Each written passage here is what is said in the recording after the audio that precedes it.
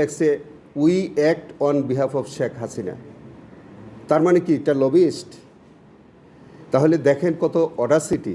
একটা কোনো law firm যদি এঙ্গেজ হয়েও থাকে বা এই ধরনের চিঠি দিয়েও থাকে, এই ইস্যু নিয়ে কি আইসিসিতে যাওয়ার কোনো সুযোগ আছে বাংলাদেশকে ইনভলভ না করে? আমি জানি না। প্রথম শর্ত হচ্ছে তাকে সারেন্ডার করতে হবে, অথবা তিনি গ্রেফতার হতে হবে, অথবা আসলে আপনারা যে চিঠির কথা বলছেন এরকম কোনো চিঠি অফিসিয়ালি আমরা পাইনি।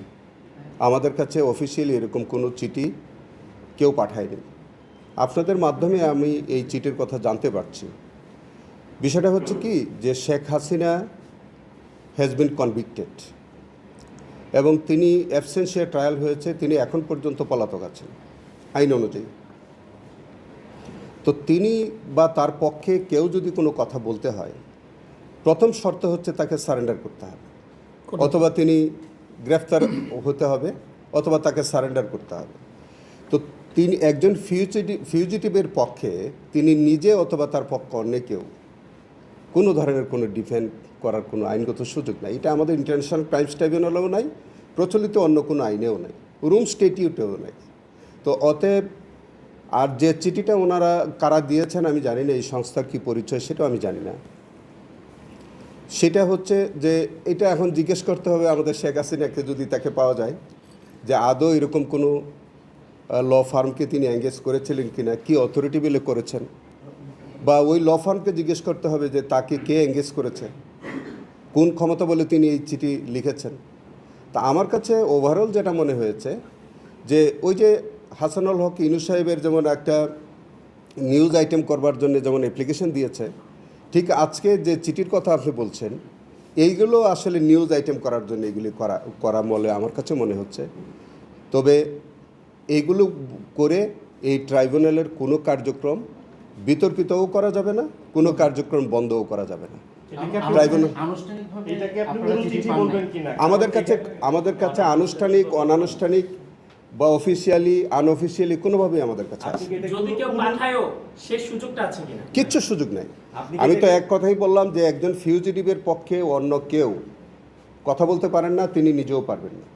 এটা মিডিয়াতে বলেন, হ্যাঁ, এটা যে ফর্মেই পাঠাক না কেন, আর আমাদের এটা অনলাইন বা অফলাইন কোনোভাবে আমাদের কাছে আসে না। আমি ওই ফার্মের সাথে ব্যক্তিগত ইমেইলে কথা বলেছি, বলছেন যে তারা এরকম পাঠিয়েছে।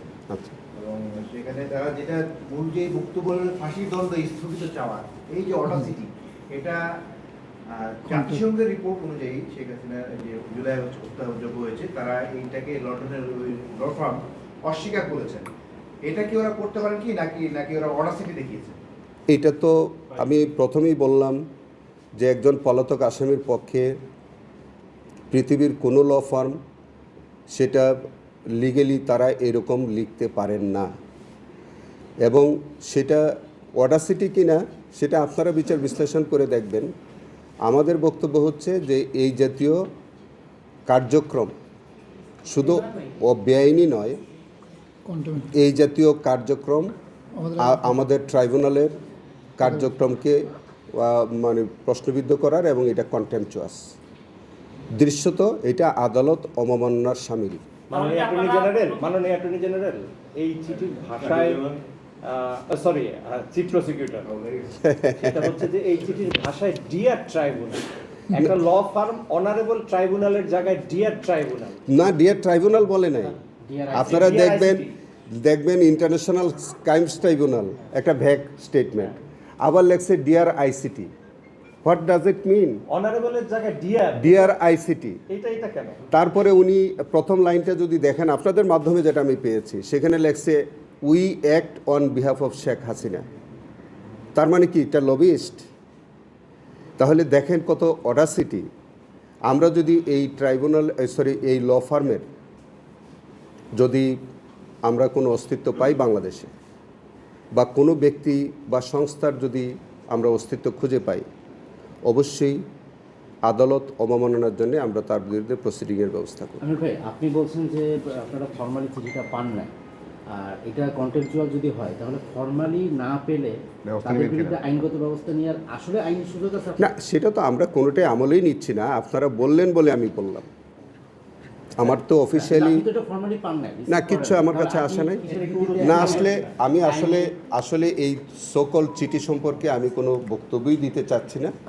তবু যেহেতু আপনারা জিজ্ঞেস করলেন সেই কারণে এইটার সম্পর্কে আমি বললাম। অফিসিয়ালি যদি আসে তখন আইনগত যা ব্যবস্থা নেওয়ার সেটা আমরা নিব। হয়তো আপনার বরাবর বা রেজিস্টার বরাবরই যখনই আসে আমরা অফিসিয়ালি যদি পাই ব্যবস্থা নিব। আমিন ভাই, ধরেন যে তর্কের খাতিরে যদি এই ধরনের একটা কোনো ল ফার্ম যদি এঙ্গেজ হয়েও থাকে বা এই ধরনের চিঠি দিয়েও থাকে, এই ইস্যু নিয়ে কি আইসিসিতে যাওয়ার কোনো সুযোগ আছে বাংলাদেশকে ইনভলভ না করে? আমি জানি না এটা যারা করবেন, যারা লবিস্ট, শেখ হাসিনা, এটা তার ব্যাপার, তাকে জিজ্ঞেস করতে হবে। এই মানে বিষয়ে আমি কোনো অপশন উত্তর আছে দিতে কিনা, কোনো সুযোগ আছে কিনা আমি আইসিসিতে জানি না। যাওয়ার? আমি জানি না, আমার মনে হয় সুযোগ নাই।